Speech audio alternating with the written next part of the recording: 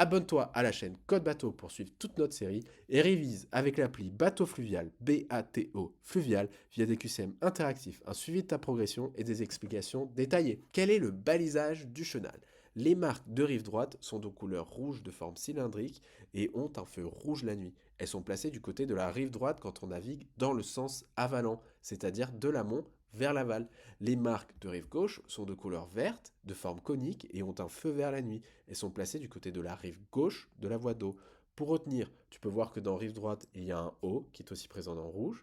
Et si tu as déjà le permis côtier, tu sais qu'en entrant dans un fleuve depuis la mer, les balises sont vertes à droite et rouges à gauche. Donc, par prolongement, dans le fleuve, les balises sont vertes à droite et rouges à gauche. Il faut alors juste faire attention au sens conventionnel ainsi qu'à celui indiqué évidemment à l'examen. Dis-moi si c'est clair. Les marques de bifurcation, elles signalent une séparation du chenal. Elles sont rayées rouge et verte. Si le voyant est rouge et de forme cylindrique, il faut passer à gauche. Si le voyant est vert et de forme conique, il faut passer à droite. Ici, pour t'en souvenir, retiens que le voyant correspond à une balise latérale classique.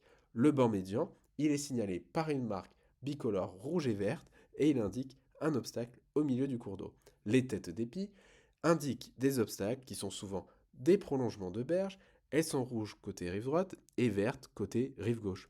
Parfois, certains alluvions vont s'accumuler, rendant la navigation moins sûre. On installe alors des panneaux qui indiquent le côté navigable du cours d'eau. Les panneaux sont rouges et blancs et de forme carrée pour indiquer un chenal proche de la rive droite, et ils sont verts et blancs et de forme biconique pour indiquer un chenal proche de la rive gauche. Ici, pareil, retiens les couleurs et les formes pour t'aider. Rouge, cylindrique, droite, vert, conique, gauche. Quand il y a un changement de côté, de la rive droite vers la rive gauche, on a un panneau carré avec une bande noire sur fond jaune, et quand on a un changement de la rive gauche vers la rive droite, on a un panneau biconique. Retiens que c'est la forme qui indique la rive de départ. Carré cylindrique droite vers gauche, biconique triangulaire, gauche vers droite. Balise cardinale à retenir. Il y a 4 types de balises cardinales. La cardinale nord, la sud, l'est et l'ouest. Retiens bien qu'elles indiquent la direction à prendre. Donc pour la cardinale nord, le danger se trouve au sud et tu dois aller au nord de la cardinale. Pour la cardinale sud, le danger se trouve au nord et tu dois aller vers le sud de la cardinale. Ainsi de suite.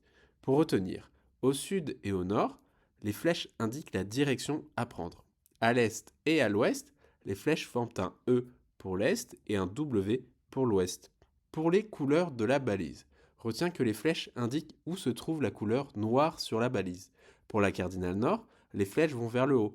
Le noir est en haut de la balise. Pour la cardinale est, les flèches vont vers le haut et vers le bas. Le noir est donc en haut et en bas. Et pareil pour la cardinale sud et ouest. Pour les feux, il s'agit toujours de feux blancs scintillants. Utilise l'image de l'horloge pour t'aider. Si scintillant continue, c'est-à-dire 12, c'est cardinal nord. Si 3 scintillements, c'est cardinal est. Si 6 scintillements plus un éclat long, c'est cardinal sud. Et si 9 scintillements, c'est cardinal ouest. Quels sont les signaux d'interdiction à connaître?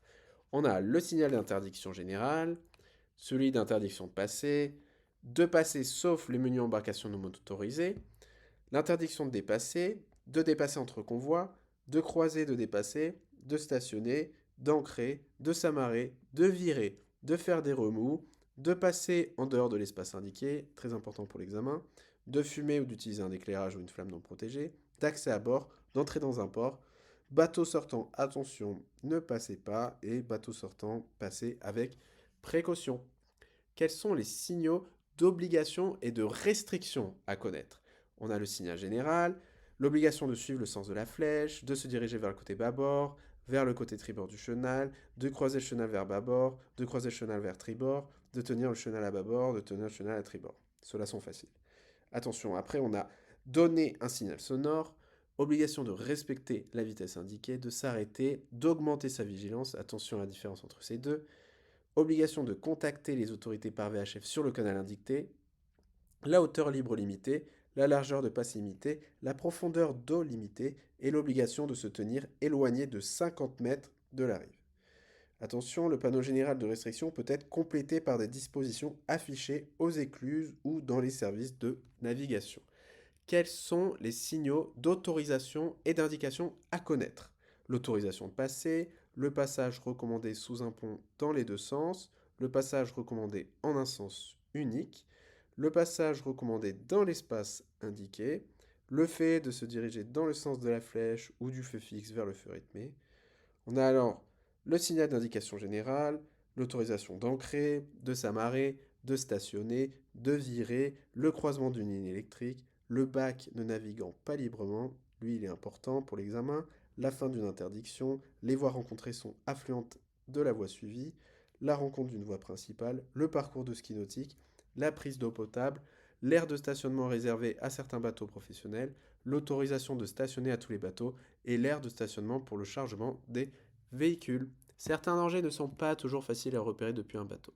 C'est pourquoi des balises spécifiques sont installées pour les signaler. Les piles de pont, les ancrages de bateaux ou même les lignes électriques qui traversent un fleuve peuvent constituer un danger. Pour les repérer, on a des bouées ou des pieux jaunes qui sont surmontés de ce qu'on appelle de réflecteurs radars, qui sont des petits dispositifs métalliques en forme de losange. Ils sont installés à environ 15 mètres de l'obstacle. Ces balises sont bien visibles de jour comme de nuit et préviennent d'un risque de collision ou d'accrochage. Les bouées jaunes servent aussi à baliser ou protéger d'autres zones comme les filets de pêche, les hauts fonds, les entrées d'écluses, les zones de baignade et les zones d'activité nautique. Les zones de baignade sont interdites aux embarcations à moteur. Elles sont protégées par des colliers de bouées jaunes sphériques bien visibles à la surface de l'eau. Lorsqu'un chenal est aménagé pour permettre au bateau d'accéder à la plage depuis le large, il est balisé de cette manière.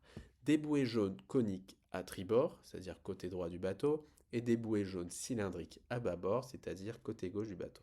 Retiens que la forme de la bouée t'indique de quel côté naviguer. Cylindrique bâbord, conique, tribord.